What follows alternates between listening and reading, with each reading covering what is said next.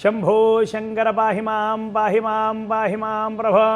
శ్రీ వెంకటరమణ గోవింద గోవింద. హర నమ పార్వతీపదే హర హర మహాదేవ హర.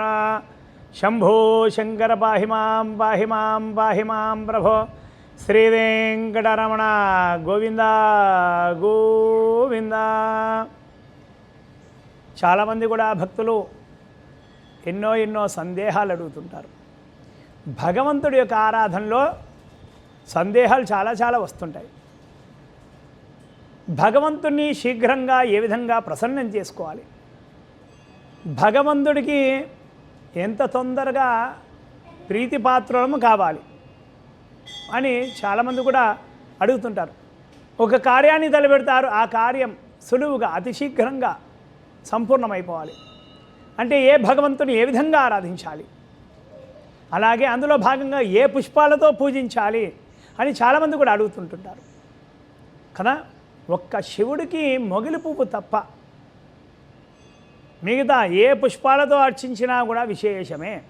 అందులో ప్రత్యేకంగా కొన్ని చెప్పాలంటే ఒక్కొక్క భగవంతుడికి ఒక్కొక్క వర్ణ ప్రీతి కలవారు. అంటే వర్ణం అంటే కలర్, రంగు కదా. శివుడికి తెలుపు పుష్పాలతో అర్చిస్తే కనుక చాలా విశేషమైనటువంటి ఫలితం కూడా దక్కుతుంది. మనకు శాంతి, మనస్సు నిర్మలంగా ఉంటుంది. విష్ణుమూర్తికి పసుపు రంగు పుష్పాలతో, సుగంధభరిత సువాసన కలిగిన పుష్పాలతో పూజిస్తే విష్ణుమూర్తికి అత్యంత ఇష్టం అన్నమాట. విష్ణుమూర్తి అలంకార ప్రియుడు, సుగంధభరిత సువాసన ప్రియుడు విష్ణుమూర్తి కదా. పరమేశ్వరుడికి అంత సువాసన లేకున్నా కూడా పర్వాలేదు, అలా నిత్య తపస్వి పరమేశ్వరుడు. అలాగే గణపతికి ఎరుపు వర్ణం అంటే చాలా ఇష్టం. ఎరుపు పుష్పాలతో పూజిస్తే కనుక ఆయన సంతోషిస్తాడు, అనుగ్రహిస్తాడు.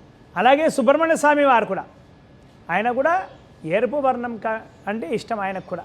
ఎరుపు వర్ణం కలిగిన పుష్పాలతో పూజిస్తే కనుక చాలా మంచిది. అలాగే అమ్మవార్లు, ఏ అమ్మవార్లైనా సరే మంచి సువాసన కలిగినటువంటి పుష్పాలతో పూజిస్తే కనుక అమ్మవారు ఖచ్చితంగా సంతోషిస్తారు, అతి శీఘ్ర ప్రసన్నులు అవుతారు.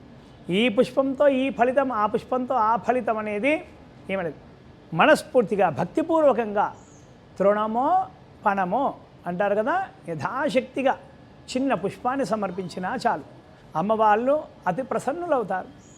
కుంకుమార్చన ప్రియులు, నామపారాయణ ప్రియులు అమ్మవాళ్ళు. అలాగే ఇంకా చాలామంది దేవతలు కూడా ఉన్నారు. సూర్యుడు అరక పుష్పాలతో, జిల్లేడు పుష్పాలతో అర్చిస్తే కనుక స్వామివారికి అనుగ్రహం మనకు లభిస్తుంది. ఏ పుష్పంతో పూజించినా అక్కడ భక్తి అనేది ప్రధానమైనటువంటిది. భక్తితో భగవంతుడికి ఏ పుష్పం సమర్పించినా కూడా ఖచ్చితంగా భగవంతుడు స్వీకరిస్తాడు. భక్తికే ప్రాధాన్యత ఎక్కువ అన్నమాట. భక్తితో పూజించిందే గొప్ప అన్నమాట. భక్తితో సమర్పించినటువంటిది ఏదైనా సరే భగవంతుడు ఖచ్చితంగా స్వీకరిస్తాడు. భక్తికే ప్రాధాన్యత.